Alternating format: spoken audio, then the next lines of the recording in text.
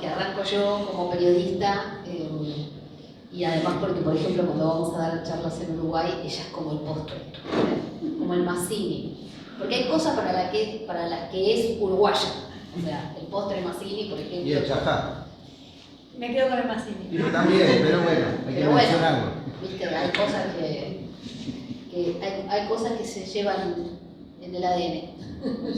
Y hay cosas que se contagian. Porque ahora yo pongo de condición cuando vamos a Uruguay, sí, vamos, pero que haya Mazzini. Pedí Mazzini, le digo a ella porque a ella le dan más bolilla que tiempos difíciles para el periodismo, así que agradezco el aplauso. Siempre digo que cuando vamos a dar charlas con Mariana y también con Sabrina Bullino, Valenzuela Negro, que tienen 3 apellidos, 3, y después les explico por qué, que es la ilustradora, es como un mimo, ¿no? Porque uno cuando hay gente que viene a escuchar siente que vale la pena lo que hace, ¿no?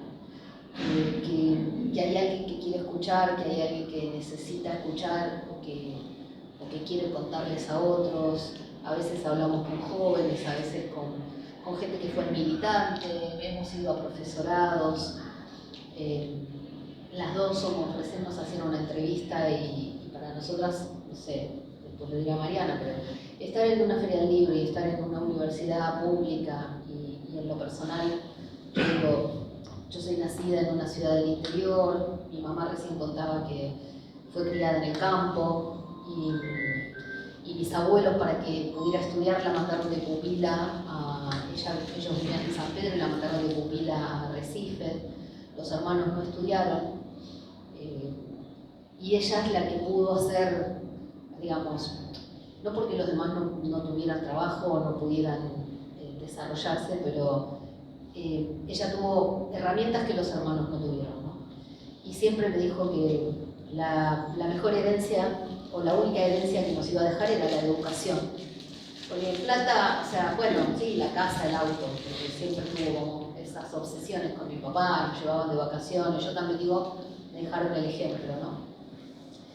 Muchas veces me preguntan si yo soy hija de desaparecidos o si soy nieta de abuelas de Plaza de Mayo, y digo que no. Sí tengo un tío desaparecido. Y durante mucho tiempo,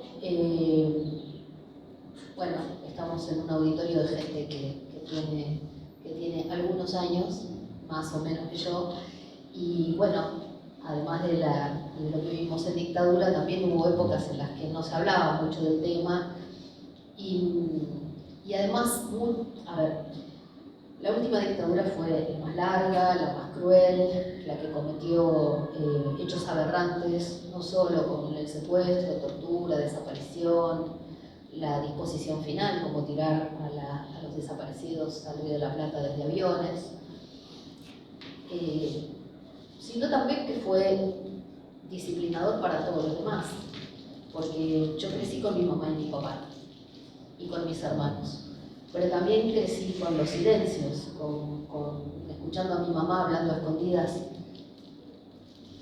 Vengan, escuchando a mi mamá hablando a escondidas con mi abuela, contando que habían tratado de buscar a mi tío, que hasta donde sabemos no tenía militancia política, pero era chofer de colectivo en Villa Adelina, de la línea 130, y estaban protestando porque había una cuestión del corte de boletos y horas extras que les querían hacer trabajar, limpiar el colectivo y otras cosas más que tenían que hacer por las que no les pagaban.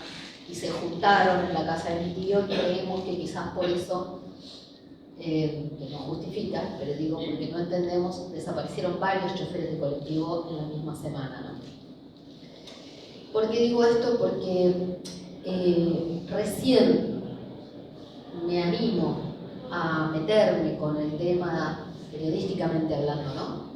Con el tema de los desaparecidos y demás, cuando en Argentina se empieza a discutir la validez de las leyes de obediencia debida y punto final, y avanzan juicios cuando se declara la inconstitucionalidad, la Corte Suprema declara la inconstitucionalidad y en el Congreso derogan las leyes y entonces se puede avanzar en más juicios.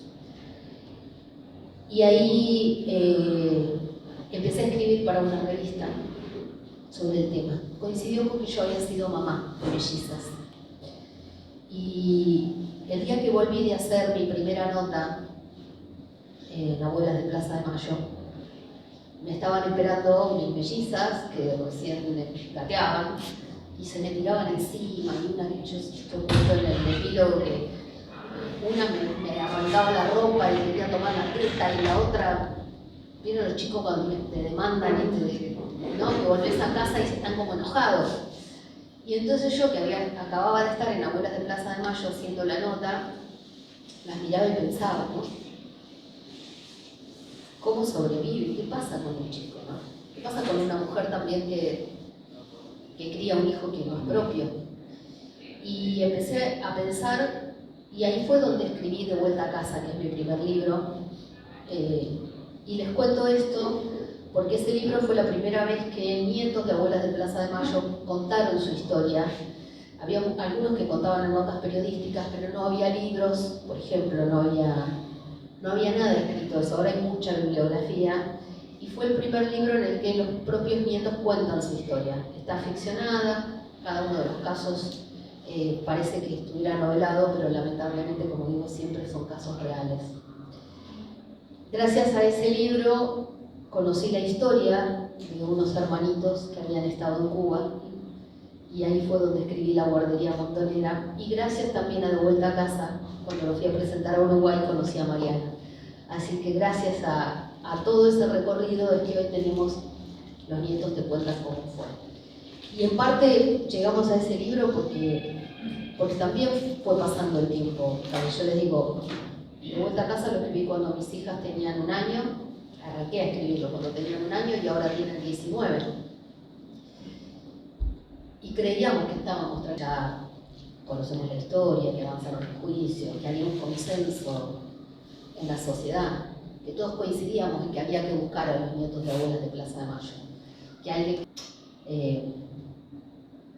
que no sabe la verdad sigue siendo víctima del delito de apropiación de identidad, ¿no? Porque hasta que no sabe la verdad sigue viviendo como secuestrado o secuestrada. Y en la editorial nos dijeron, ahora hay que contarle a otra generación. Hay que contarle a los chicos que no la vivieron, que no, como nosotros los adultos nos quedamos tranquilos, por ahí dijimos, ya está, si todos buscamos a las abuelas.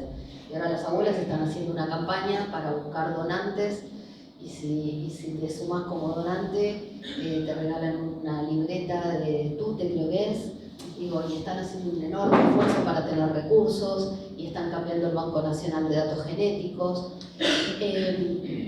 Entonces, nosotras creemos que hay que seguir contando las historias, porque hablar es liberador, porque hablar hace que uno saque algo de adentro. Eso me decían los nietos, porque hay que seguir buscando. Yo les digo, Sabrina Bullino Valenzuela Negro es la ilustradora. Podríamos haber buscado, hay muchos buenos ilustradores. En la editorial nos dijeron alguien que tenga sensibilidad con el tema. Y yo había conocido a Sabrina presentando también el libro, lo presentamos en Entre Ríos, en Paraná. Y porque había conocido a alguien que escribió su historia allá en Entre Ríos. Y entonces la llamamos a Sabrina. Sabrina es una de las 13 historias del libro. El libro tiene 13 historias. Una es la de Sabrina, para que sepan quién es la que dibujó, ¿no? Los papás de Sabrina, por ejemplo, si alguien leyó Recuerdo de la Muerte, Miguel Bonazo, está la historia ahí, hay películas. A los papás de Sabrina los secuestraron, la mamá estaba embarazada, y a él los militares le ofrecieron un pacto, que era que entregara la cúpula de Montoneros, y lo llevaron a México, y él se escapó, y él a la vez hizo un pacto con su mujer, y le dijo, no los voy a entregar, voy a hacer una denuncia pública para que sepan lo que está pasando en Argentina.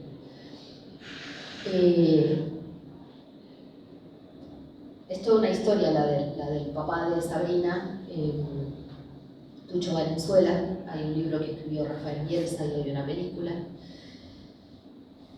La cuestión es que la mamá de Sabrina estaba embarazada da a luz a Sabrina y a un hermano mellizo. Sabrina vivió 30 años sabiendo que era adoptada. Y las personas que la criaron la fueron a buscar a un juzgado y siempre le dijeron que era adoptada.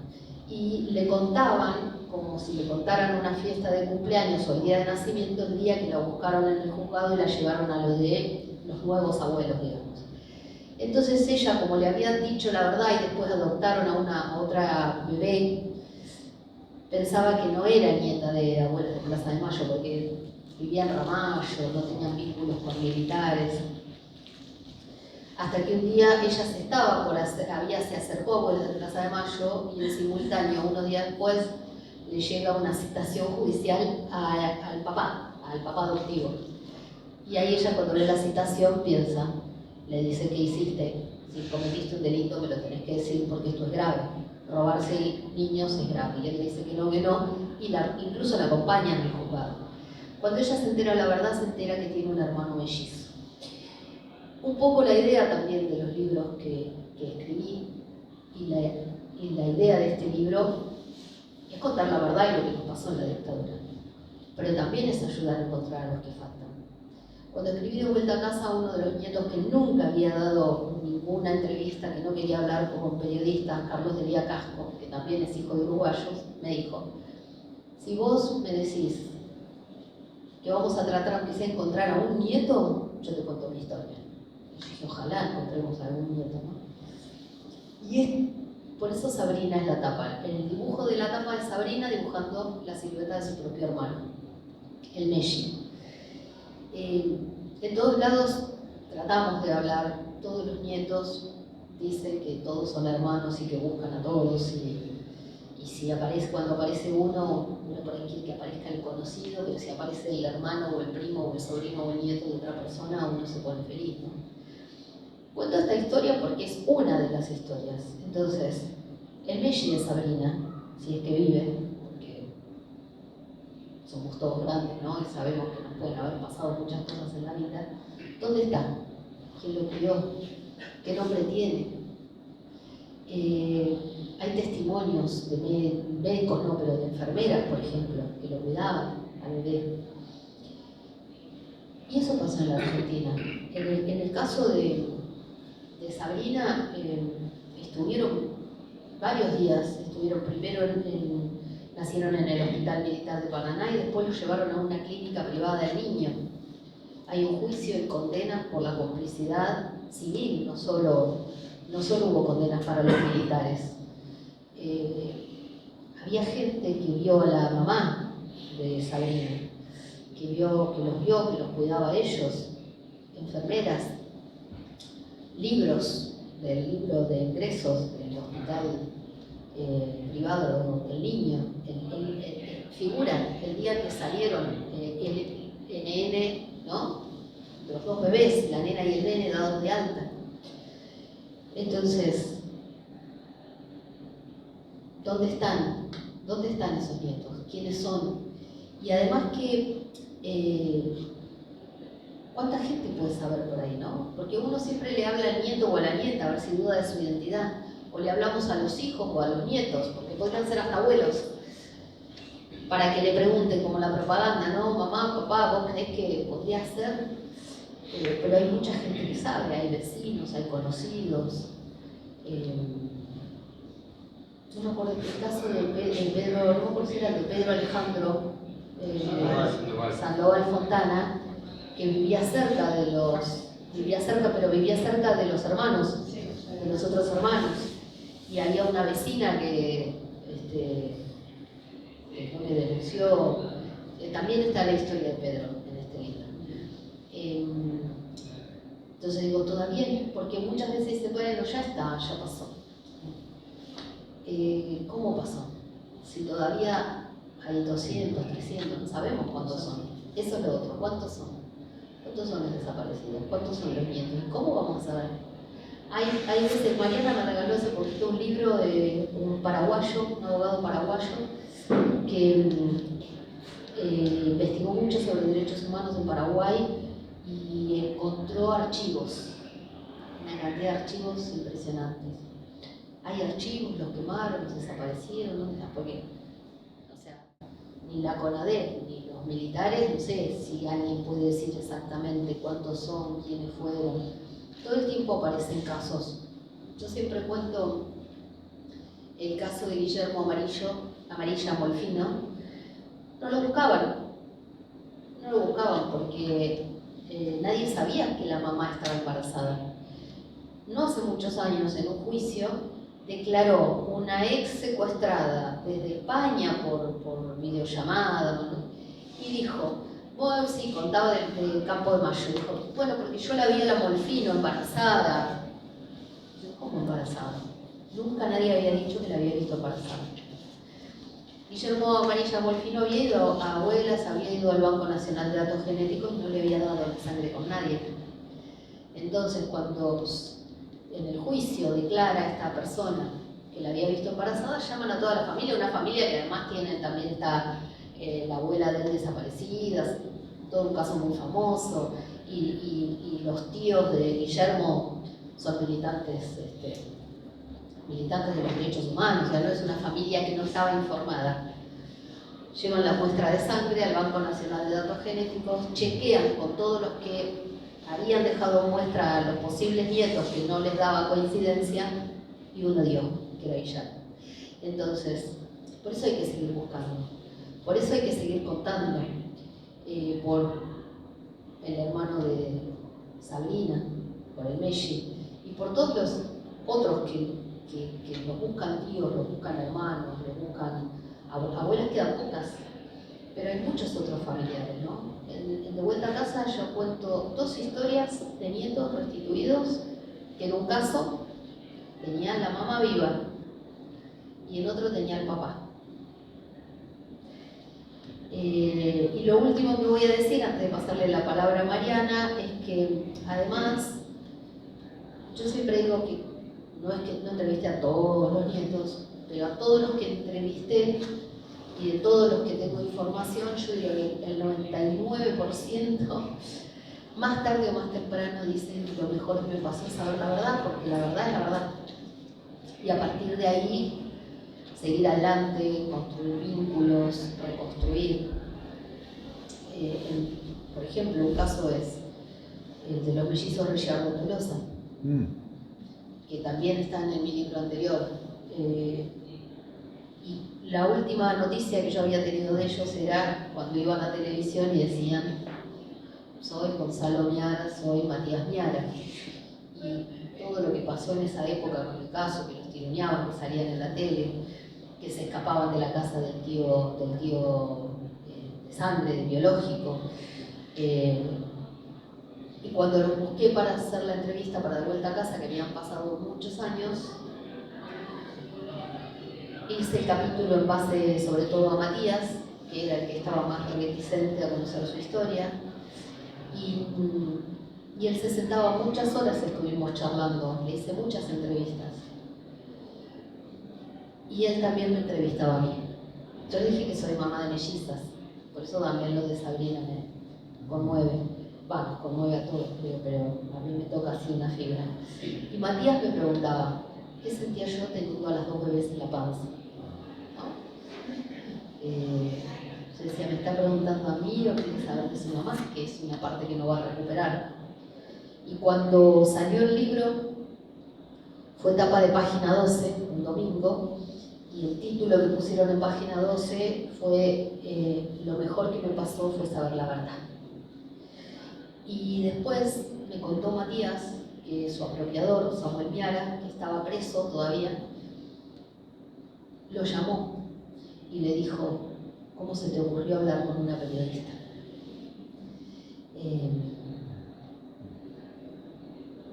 Yo creo que no es sobre que se le ocurrió hablar con una periodista, lo que molestaba lo que él había dicho, porque cuando iba a otros programas y decía que era Miara, lo usaban a su favor, ¿no?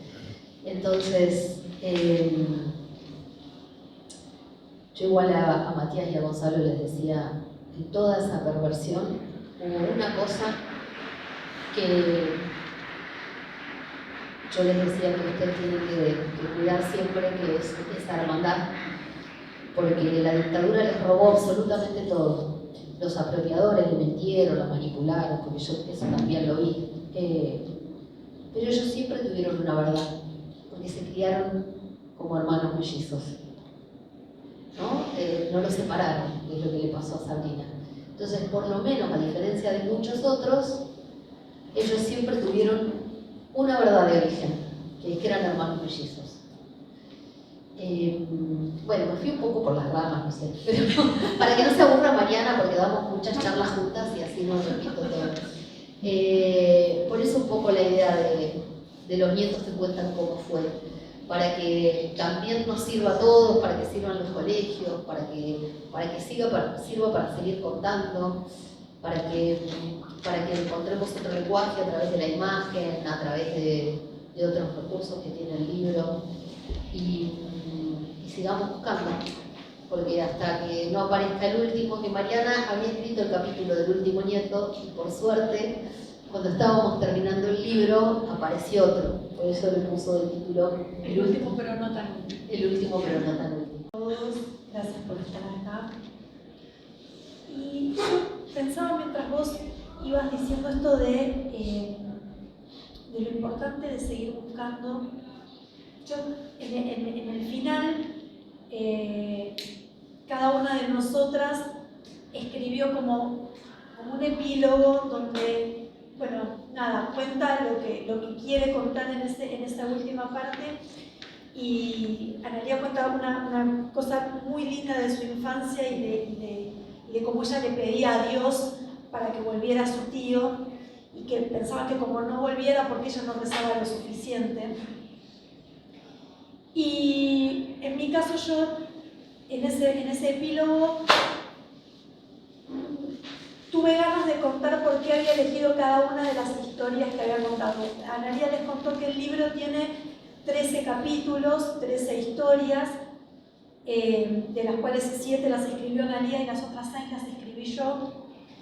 Y nada, sentí en ese epílogo contar qué me había llevado a elegir cada una de las historias que había decidido contar, y que por suerte a todos los que yo quise contar su historia, cuando les escribí proponiéndoles entrevistarlos para este proyecto, todos de una dijeron que sí.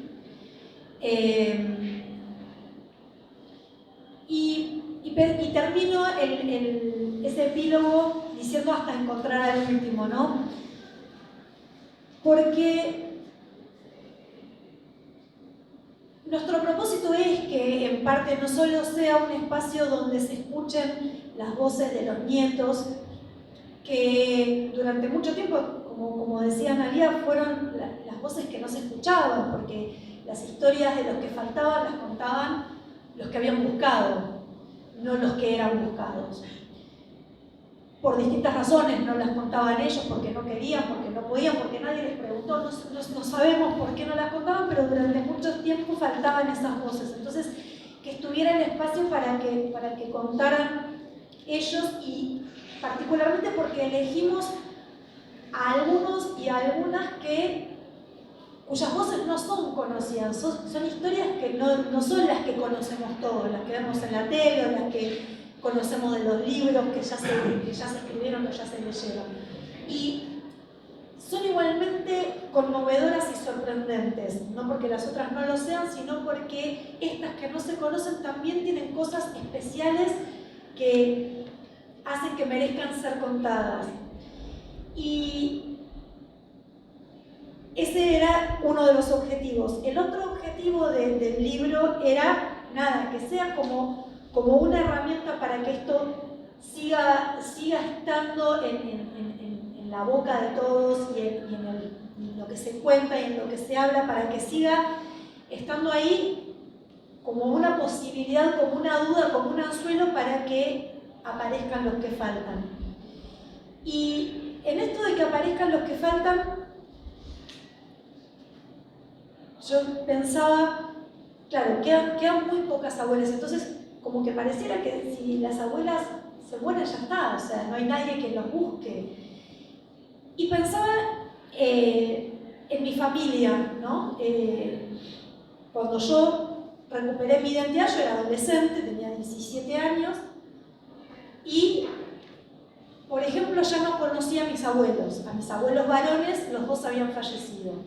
Sí conocí a mis dos abuelas y conocí a todos los hermanos de mi papá, que tenía un montón. Y poco tiempo después, o algunos años después, mis abuelas fallecieron. Pero a mí me quedan todavía mis 5 tíos y un montón de primos. Y cuando pienso en ellos hoy, yo en el capítulo de mi historia, a regañadientes, lo conté, yo no lo quería contar, pero Analia y la editora insistieron en que si yo iba a escribir tenía que contar mi historia, y a regañadientes la conté. Yo cuento ahí que durante muchos años yo no quise tener vínculo con mi familia biológica, durante muchos años no quise reconocer mi identidad, digamos que resistí todo lo que pude esta verdad que me había caído, como yo mismo digo, como una bomba que partió mi vida a la mitad. Y me acordaba, cuando ella hablaba, me acordaba de lo que yo sentía por mi familia en ese momento, que no los quería ver, que inclusive ellos me llamaban, me escribían, bueno, se llamaba por teléfono fijo todavía, me escribían cartas de verdad, y que yo las atendía o les respondía a las cartas siempre con una cortante cortesía, diciéndoles, pero o sea, les he llegado a decir, inclusive, no quiero saber nada de ustedes, o sea, yo les contesto porque, como diciéndoles, les contesto porque soy educada, pero la verdad es que si ustedes no me escriban, yo no les voy a escribir. Y pensaba en ese momento, y pensaba en ellos ahora, y digo, con cuánta ternura pienso en ellos ahora y todos esos años que ellos, aún habiéndome encontrado, seguían ahí como batallando, bueno, ya va a querer, ya va a venir, ya va a preguntar, ya le va a interesar, y todos esos años como, bueno, pobre, realmente bancándose todos esos desplantes que yo le hacía porque no podía con todo eso. Y entonces pensaba en esas familias en las que todavía están buscando, en las familias que todavía quieren saber dónde están esos sobrinos, esos primos, esos nietos, ¿no? ¿Y cuántos años? ¿Cuántos años? 50. Yo tengo 50, yo cumplí 50 años este año. 50 años esperando. Y claramente uno en algún momento, esto me lo decían mis tías, mis tíos, en algún momento ellos dejaron de buscar a su hermano o a su cuñada, ¿no? A mi mamá, porque entendieron la tragedia que había pasado y que ellos no iban a volver, pero quedaba yo. Entonces pienso en todas esas familias que todavía buscan a un nieto, a un sobrino, a un primo.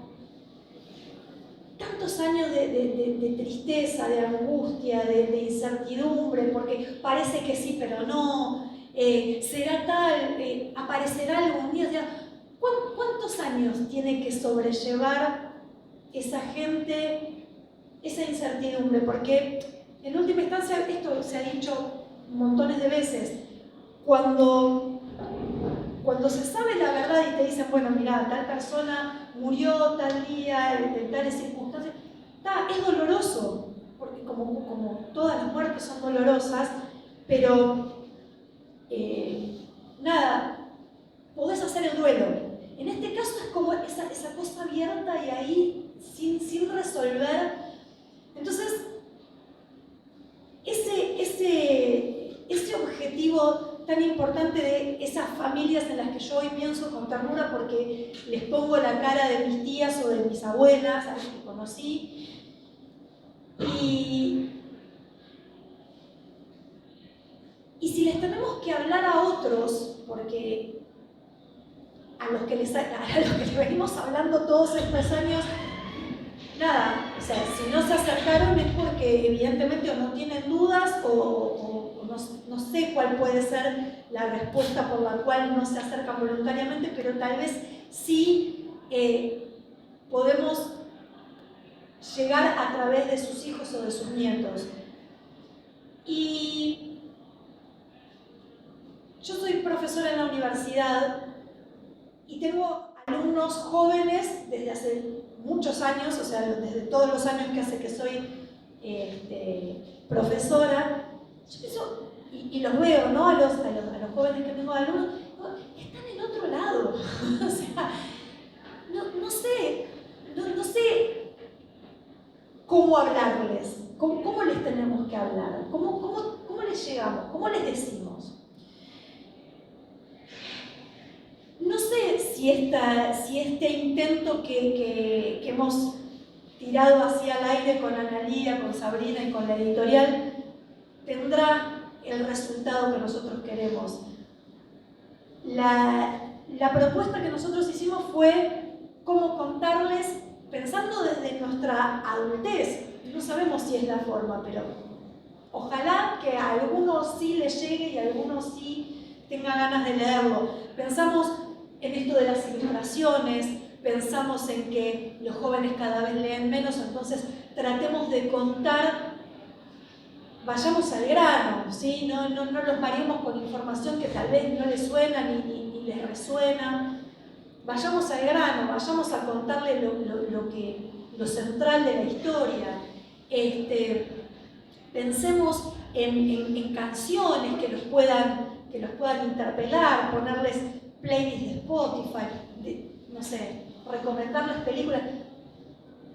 Ideas que nos fueron surgiendo, ella tiene hijas adolescentes, yo también tengo hijos adolescentes, cosas que yo veo que a mis hijos les pueden gustar y que les pueden interesar. Entonces, el recurso que nosotros elegimos, más allá de todos estos puntuales que les menciono, que nos parecían como que, no sé, herramientas para engancharlos, fuimos a algo que pensamos que no pasa de moda, que son las emociones y los sentimientos de las personas. Todos compartimos las mismas emociones. Todos los seres humanos tenemos las mismas emociones. Están pasando lo mismo. Ay, no gracias. todos pasan. Gracias. Todos tenemos las mismas emociones. Ese es el lenguaje en el que siempre nos vamos a poder comunicar, porque todos sentimos las mismas cosas provocadas por cosas diferentes o por estímulos diferentes, pero todos sentimos tristeza, sentimos alegría, sentimos frustración, sentimos desesperación, inquietud, incertidumbre. Todos tenemos las mismas emociones y los jóvenes tal vez sí pueden entender esas emociones. Entonces, tratamos de que las historias estén contadas de una manera liviana, aunque no son livianas, pero sí que transmitan esto que ellos puedan entender y puedan empatizar con esas historias. Así que nada, un poco contarles de qué se trataba. Ahí estamos. Ahí esa soy yo. Nada, era un poco contarles cuáles eran lo que nos llevó a querer contar estas historias y por qué sentimos que es importante seguir contándolas y por qué, recién lo hablábamos en la nota que nos hacían de la feria, es importante que sigan leyendo. Es importante que sigan leyendo, que encuentren algo que les guste, sea esto o sea lo que sea. Ojalá les guste esto y esto los lleve a seguir pensando y a tener la memoria presente, pero es importante que sigan leyendo y es importante que nosotros, que todavía tenemos el amor por la lectura y que nos criamos entre libros, les transmitamos ese amor por la lectura para que todas las historias, estas y todas las historias puedan seguir contándose y ellos tengan ese universo rico rico que da la lectura y esa imaginación que da la lectura y que nos ayude a seguir pensando lo que ellos quieran y el futuro que ellos quieran, pero tenemos que ayudarlos nosotros. Así que muchas gracias a todos por estar acá.